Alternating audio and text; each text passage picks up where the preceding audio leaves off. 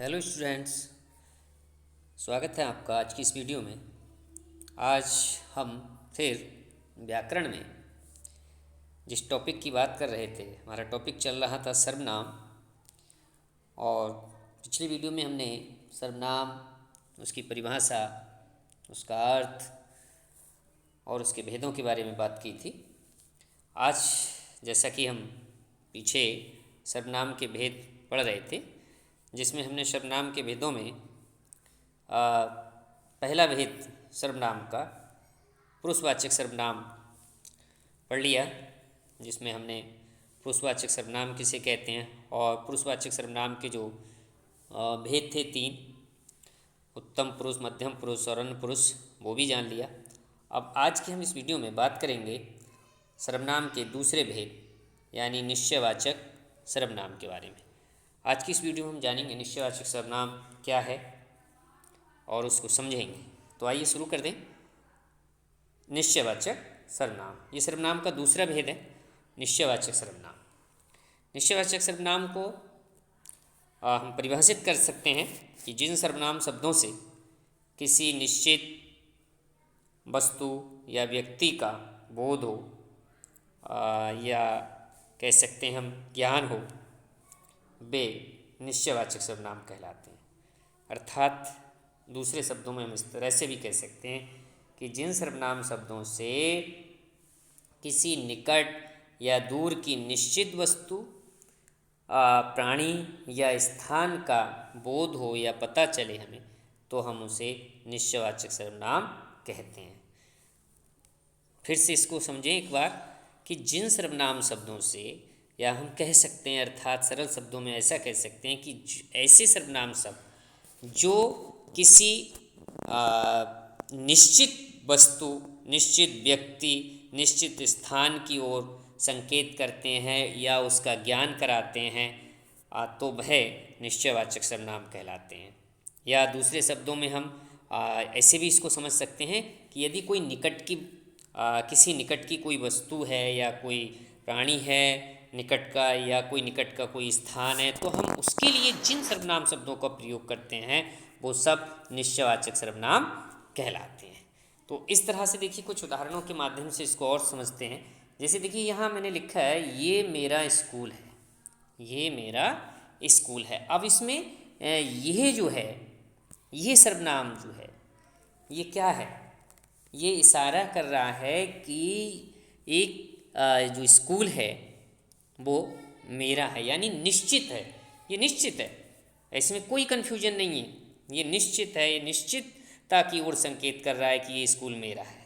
दूसरे में देखिए, ये सारी पुस्तकें हमारी हैं, ये सारी पुस्तकें हमारी हैं।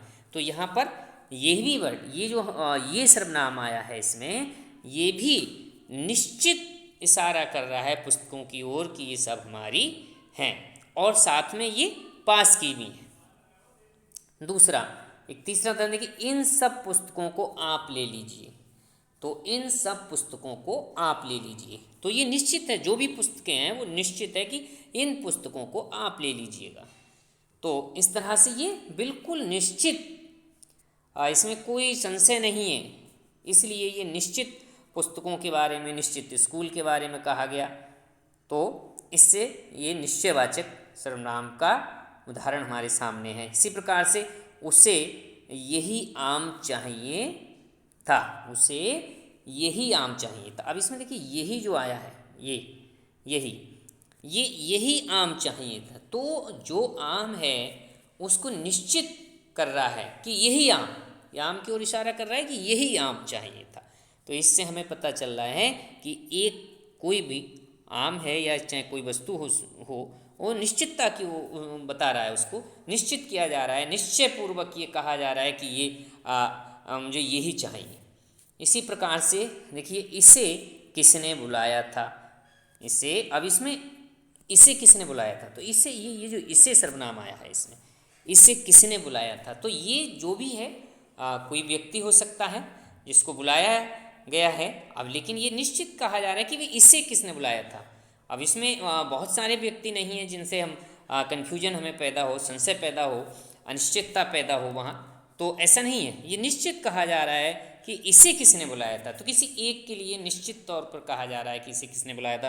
तो इस प्रकार से इन जो मैंने ये उदाहरण दिए इसमें देखिए ये है, ये, इन, यही, इसे, इस प्रकार से ये जो सर्वनाम प्रयोग किए गए इनके लिए, तो ये तो एक तो पूरी तरह से ये किसी निश्चित कहना चाहिए वस्तु, व्यक्ति या प्राणी की ओर इशारा कर रहे हैं। तो हमें ये निश्चयवाचक सर्वनाम का उदाहरण हो गए। साथ में ये इसमें और नोट करने वाली बात ये है कि ये पास की वस्तुओं के लिए, ठीक है, क्योंकि हमने जैसे अभी ऊपर एक इसकी डेफिनेशन पढ़ी कि जिन सर्वनाम शब्दों से किसी निकट या दूर की निश्चित वस्तु, प्राणी या स्थान का बोध होता है, तो इसमें निकट या दूर, देखिए निश्चित तो होता ही है, इसमें कोई कन्फ्यूजन वाला संशय नहीं होता कि भाई ये हो सकता है, नहीं हो सकता है, ये राम हो सकता है, ये शाम है, नहीं, ये निश्चित है। कोई हम इसमें निश्चित तौर से उसके लिए कहा जाता है जो भी वस्तु है या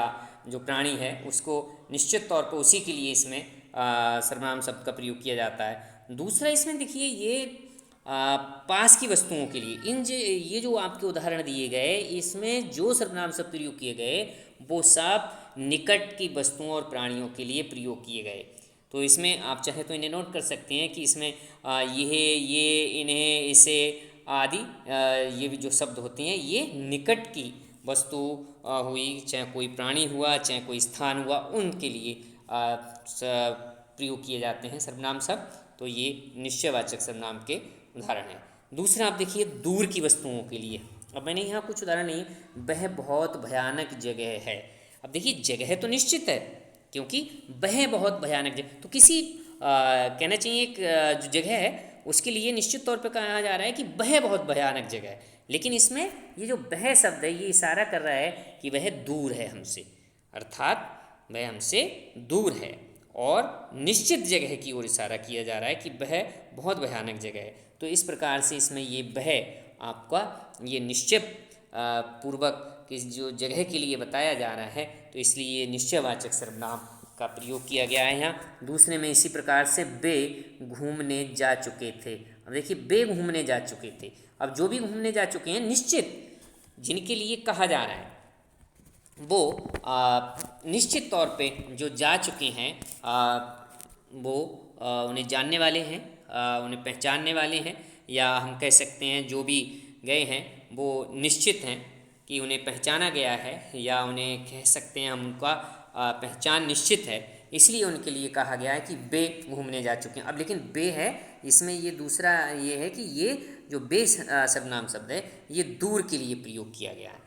इसी प्रकार से तीसरे में देखिए उन सबको किसी की परवाह नहीं थी, उन सबको किसी की परवाह नहीं थी। अब जो भी हैं वो निश्चित हैं जिनके लिए कहा गया है, जो भी हैं उन सबको, तो अब दूर हैं लेकिन वो दूर हैं, तो इसीलिए उन सबको किसी की परवाह नहीं थी। पहचाने हुए हैं वो भी इस तरह से निश्चय है जिनके लिए कहा गया है, निश्चित तौर पर पता है हमें जिनके लिए कहा गया है। इसी प्रकार से मुझे तो वही कलम चाहिए, मुझे तो वही कलम चाहिए, इसमें देखिए वही जो सर्वनाम शब्द है अब ये भी एक निश्चित कलम के लिए कहा गया है, लेकिन फ़र्क क्या है कि वह दूर है, वह दूर है, ये कलम है ये दूर है कहीं, इसीलिए कहा गया है वही कलम चाहिए था। अगर पास होता तो कहते हैं मुझे यही कलम चाहिए था। तो इस प्रकार से ये निश्चयवाचक सर्वनाम आपकी समझ में आया होगा। इसको मैं फिर से एक बार रिपीट किए देता हूँ कि निश्चयवाचक सर्वनाम में जिन सर्वनाम शब्दों से किसी निश्चित वस्तु या व्यक्ति का बोध हो वे निश्चयवाचक सर्वनाम कहलाते हैं। साथ में हम इसको दूसरी तरह से ये भी कह सकते हैं कि जिन सर्वनाम शब्दों से किसी निकट या दूर की निश्चित वस्तु, देखिए निश्चित आ रहा है इसमें, निश्चित वस्तु, निश्चित प्राणी या निश्चित स्थान का बोध हो उन्हें निश्चयवाचक सर्वनाम कहते हैं। ठीक, तो इस तरह से अब ये क्लियर हुआ होगा आपको कि निश्चितता की बिल्कुल निश्चित, अनिश्चित नहीं हो सकता इसमें, क्योंकि अनिश्चयवाचक सर्वनाम इसका तीसरा भेद है।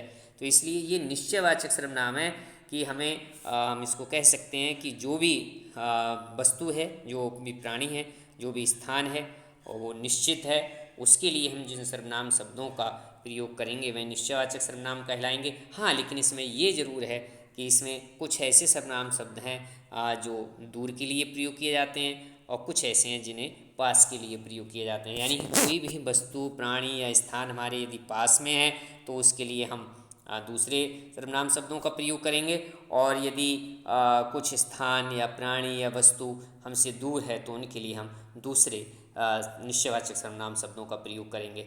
तो इस प्रकार से ये आपकी समझ में आ गया होगा कि निश्चयवाचक सर्वनाम है क्या। निश्चयवाचक सर्वनाम में अधिकांशतः ये, वह, बे, इन, उन, इन्हें, उन्हें, इसे, उसे आदि अनेक सर्वनाम शब्दों का प्रयोग किया जाता है। ये सब मिक्सअप हैं इसमें निश्चयवाचक सर्वनाम में।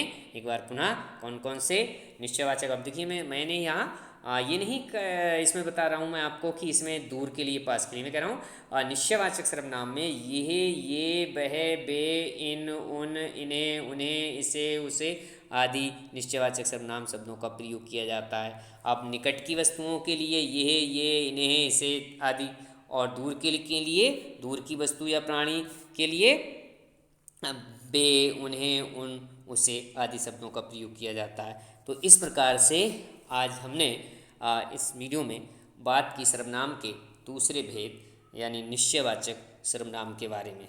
उम्मीद है मुझे कि आपने निश्चयवाचक सर्वनाम को समझ लिया होगा अच्छे से। ठीक है, तो मिलते हैं अगली वीडियो में इसी के अगले